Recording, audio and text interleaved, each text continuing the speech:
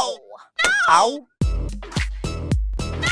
3 bonnes raisons de foncer voir Eiffel. C'est un film ambitieux, Il y a de l'ampleur, visuellement magnifique la tour fait rêver. et il y a de l'amour. C'est un amour impossible, comme dans les films qu'on aime. Ça va bien au cinéma, l'amour impossible. Cette tour, messieurs, c'est Paris. Son rayonnement, sa place dans le monde. La rencontre entre Emma Mackey et Romain Duris, c'était comment? La première fois qu'on s'est rencontrés, c'était à Cannes Série. Romain présentait Vernon Subutex et c'était génial. C'était très naturel en fait. L'alchimie, on en parle souvent. Elle est là ou elle n'est pas là. Quand elle n'est pas là, on doit faire un vrai travail pour faire naître quelque chose. Or là, c'était naturel. On a créé une vraie complicité entre nous. Peux-tu nous citer une chose sur la Tour Eiffel que le grand public est loin d'imaginer? Moi, j'ai été étonné de découvrir que Eiffel n'avait pas dessiné la tour et que c'était un projet qui était déjà bien abouti, dont il s'est emparé à un moment. Je pense que le grand public sera curieux de découvrir que le dessin initial n'est pas forcément de Gustave Eiffel. Faut voir le film, quoi. Combien de temps a duré la construction de la Tour Eiffel? Ils ont mis 2 ans 2 ans, je crois.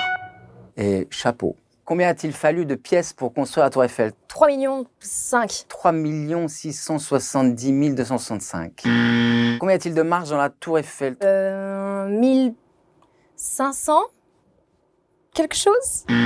3 365 265. Eh, pas loin, hein? Gustave Eiffel, un homme avant-gardiste. Bien sûr, moi j'ai tout de suite pensé à quelqu'un qui avait une longueur d'avance sur tout le monde, même des gens qui trouvaient ça impossible et qui étaient contre. Et lui, il avait déjà tout préparé, donc moi je m'imaginais que c'était un Steve Jobs de l'époque, quelqu'un qui avait une intelligence et une avance qui leur a prouvé que c'était possible et faisable. Et voilà, c'était un gars comme ça. Il paraît que tu dessines très bien, tu nous montres comment tu dessines la tour Eiffel.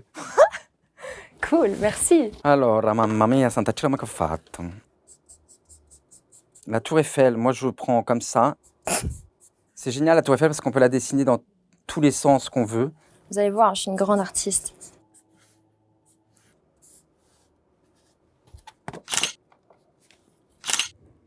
En quoi Romain Duris ressemble à Gustave Eiffel? Ils sont tous les deux ambitieux, tous les deux des artistes et déterminés. Très vite comme ça, je pourrais te dire dans l'empressement, mais lui, il fait moins de conneries que moi. C'est-à-dire que moi, j'ai un empressement, je peux être parfois rapide et il faut que je me force à me ralentir et à ralentir un rythme. Le Gustave qu'on a inventé est aussi comme ça, dans une dynamique, et quelqu'un qui va de l'avant, qui n'arrête pas de bouger, d'avancer, etc. Et j'aime beaucoup le rythme, moi. Je trouve que ça colle bien au métier qu'on fait. L'époque à laquelle tu aurais aimé vivre. On va dire à l'époque d'Adam et Ève. Moi, je suis bien dans mon époque, où il y a tout et son contraire, où chacun fait son chemin, où il y a de l'amour, il faut avoir encore de l'espoir, et je suis bien dans mon époque. Tu te dis quoi aujourd'hui quand tu passes devant la Tour Eiffel? Je lui fais un petit clin d'œil, et pour moi maintenant, en plus, elle est encore plus un symbole d'amour. C'est un monument qui m'émeut. J'ai l'impression qu'on ne l'a jamais volée, en fait, et qu'elle nous appartient à tous. Elle a une pureté, la Tour Eiffel, que je retrouve pas forcément dans les autres monuments. Elle est plus grande que tout ça, quoi. Elle est plus grande que l'histoire, même. Donc je trouve qu'elle est chic, elle est classe, la Tour Eiffel.